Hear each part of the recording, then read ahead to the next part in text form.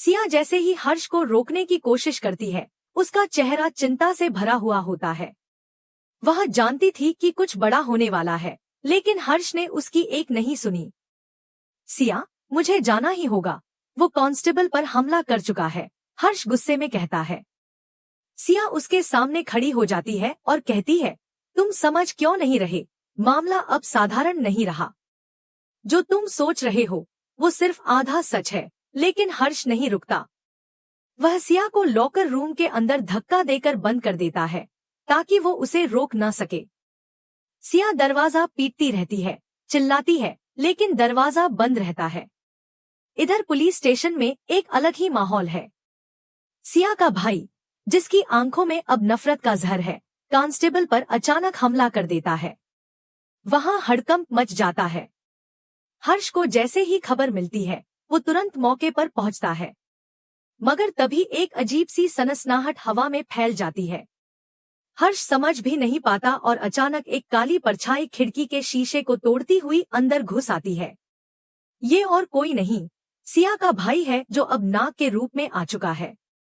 उसकी आंखें लाल हैं और चेहरा भयावह।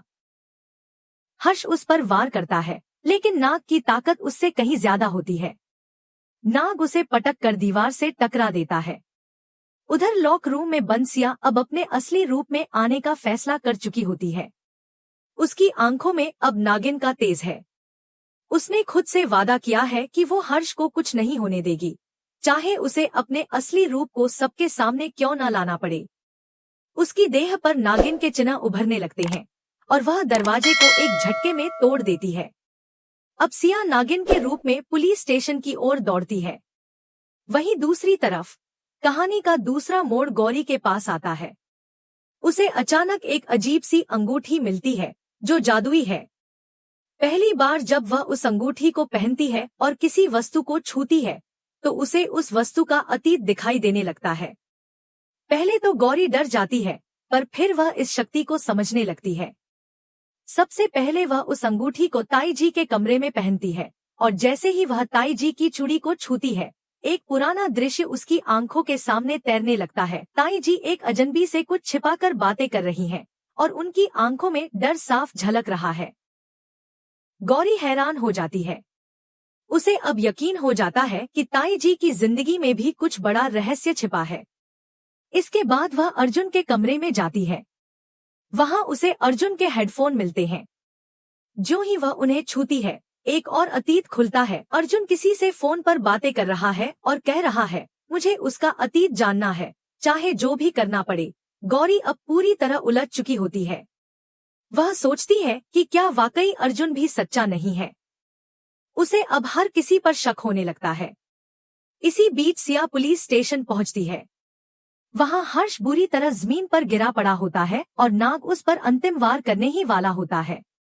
तभी सिया पूरी ताकत से चीखती है, रुको। उसकी आंखें अब पीली हो चुकी हैं और उसकी देह पर नागिन के निशान पूरी तरह स्पष्ट हैं। नाग रुकता है और उसकी ओर पलटता है। सिया कहती है, अगर तुझे मुझसे लड़ना है तो हिम्मत है तो मेरे सामने आ। नाग उसकी तरफ झपटता है, लेकिन सिया उसे एक झटके में पीछे फेंक देती है। दोनों के बीच एक भीषण टक्कर होती है, जहां सिया की नागिन शक्ति और उसके भाई की नाग शक्ति टकराती है। सिया के शरीर से नीली रोशनी निकल रही होती है और वह हवा में उड़ती हुई नाग पर वार करती है। उसके वार से नाग पीछे हटता है, लेकिन वह भी कमजोर नहीं होता। दोनों के बीच ताकत की भयंकर लड़ाई होती है। हर्ष होश में आता है और यह दृश्य देखकर चौंक जाता है। उसे समझ में नहीं आता कि सिया कौन है। वह चिल्लाता है, सिया, ये क्या हो रहा है? मगर सिया उसकी ओर देखती भी नहीं। उसका पूरा ध्यान अब अपने भाई को रोकने पर है। सिया का भाई कहता है, तू नागिन है और मुझे धोखा दे रही है। मैं तुझे कभी माफ नहीं करूंगा। सिया जवाब देती है, धोखा तुमने दिया है। तुमने इंसानों की दुनिया में डर फैलाया, मासूमों को चोट पहुंचाई और अब मेरे प्यार को भी छीनना चाहते हो। लड़ाई और भी तेज हो जाती है। सिया की आंखों से आंसू बहते हैं, लेकिन उसकी शक्ति में कोई कमी नहीं आती। आखिरकार सिया एक तीव्र वार करती है, जिससे नाग दीवार से जा टकराता है और उसके शरीर से काला धुआं निकलने लगता है। वह घायल हो जाता है और उसकी असली मानव रूप में वापसी हो जाती है। हर्ष सिया की ओर देखता है, जो अब भी अपनी नागिन रूप में खड़ी है। वह धीरे धीरे इंसानी रूप में लौट आती है। हर्ष उसकी ओर आता है और कहता है, तुम, ये सब क्या था? सिया चुप रहती है, उसकी आंखों में शर्म और डर दोनों है। हर्ष उसे गले लगा लेता है और कहता है, तुमने मेरी जान बचाई, चाहे जो भी हो, मैं तुम्हारा साथ नहीं छोड़ूंगा। सिया की आंखों से आंसू निकलते हैं, लेकिन इस बार ये आंसू दर्द के नहीं, राहत के होते हैं। मगर उन्हें नहीं पता कि यह सिर्फ शुरुआत थी। जो खतरा अभी टला है, वो असली तूफान से पहले की शांति थी। इस बीच गौरी को अंगूठी के जरिए एक और रहस्य दिखाई देता है, विहान और एक रहस्यमयी स्त्री का रिश्ता, जिसमें नफरत और छल दोनों शामिल हैं। गौरी अब समझ जाती है कि विहान जो कुछ कर रहा है, उसके पीछे कोई बहुत बड़ी वजह छिपी है, और अब वो सच्चाई जानकर ही दम लेगी। जैसे ही नाग फिर से हर्ष की ओर जानलेवा वार करने के लिए आगे बढ़ता है, तभी अचानक सलाखें तेज आवाज के साथ टूटती हैं। धूल के गुबार के बीच से एक चमकती हुई आकृति बाहर निकलती है, सिया। अब वो अपने नागिन रूप में होती है। उसकी आंखों से तेज पीली रोशनी निकल रही होती है और शरीर पर नाग की लकीरें स्पष्ट दिखाई दे रही होती हैं। वहां मौजूद सभी लोग हक्के बक्के रह जाते हैं, लेकिन सबसे बड़ा झटका तो हर्ष को लगता है। उसका चेहरा एकदम सन्ना, दिल बुरी तरह धड़क रहा था। उसकी आंखें सिया को घूर रही थी, जैसे उसे अपनी आंखों पर यकीन न हो। सिया, तुम, ये सब क्या है? हर्ष की आवाज कांपती है, जैसे उसके भीतर सब कुछ टूट गया हो। सिया उसकी तरफ देखती है, लेकिन कुछ कहती नहीं। उसकी आंखों में एक अजीब सा सन्नाटा और दुख होता है। हर्ष पीछे हटता है, एक पल को जैसे सब कुछ थम जाता है। वो सोच नहीं पा रहा था कि जिस लड़की को वह अपना साथी समझ बैठा था, वही अब नागिन के रूप में उसके सामने थी। उसे समझ नहीं आता कि सिया उनकी फैमिली की मदद क्यों कर रही है, जब डायन जैसी शक्तियों से तो उसका कोई लेना देना नहीं होना चाहिए। वो धीरे धीरे पीछे हटता है, दीवार से टकराता है और बैठ जाता है। उसकी सांसें तेज हो गई हैं और उसके दिमाग में एक के बाद एक सवाल घूमने लगते हैं। अगर सिया नागिन है तो वो हमारे घर के झगड़ों में क्यों पड़ी? क्यों बार बार हमारी मदद करती रही? और क्या उसका मकसद कुछ और ही था? इस पूरे घटनाक्रम के बाद पुलिस स्टेशन में तो हड़कंप मच ही चुका था, लेकिन असली तूफान अब हर्ष के भीतर उठ रहा था। इधर सिया अब भी अपने रूप में खड़ी थी। वो हर्ष को देखती है, जो उसे ऐसे घूर रहा था जैसे किसी अजनबी को देख रहा हो। वो धीरे धीरे उसकी तरफ बढ़ती है, लेकिन हर्ष हाथ से उसे रुकने का इशारा करता है। नहीं सिया, अभी नहीं, मुझे समझने दो, वह कहता है। सिया का चेहरा दर्द से भर उठता है। वो जानती थी कि आज नहीं तो कल उसे अपनी सच्चाई बतानी ही पड़ती, मगर इस तरह नहीं। वहीं दूसरी ओर अब कहानी का दूसरा मोड़ गौरी की ओर मुड़ता है। हर्ष को धीरे धीरे कुछ नई बातें पता चलने लगती हैं।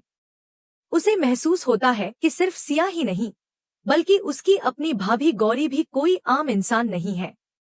एक दिन जब वो घर लौटता है, तो उसे कमरे में अकेले बैठी गौरी कुछ पुराने गीतों पर नाचती नजर आती है। पर नाचते नाचते उसका चेहरा अचानक बदल जाता है। उसके चेहरे पर ऐसी कुटिल मुस्कान होती है जो पहले कभी नहीं देखी गई थी। उसी वक्त हर्ष को सिया की बातों की याद आती है, जब उसने गौरी को लेकर कुछ अजीब सा कहा था, लेकिन तब हर्ष ने उसे नजरअंदाज कर दिया था। हर्ष धीरे धीरे गौरी की हरकतों पर नजर रखने लगता है। एक रात वो देखता है कि गौरी चुपके से अपने कमरे से बाहर निकल रही है। वो उसका पीछा करता है और देखता है कि गौरी एक सुनसान जगह पर एक लाल चोगा पहने एक औरत से मिल रही है।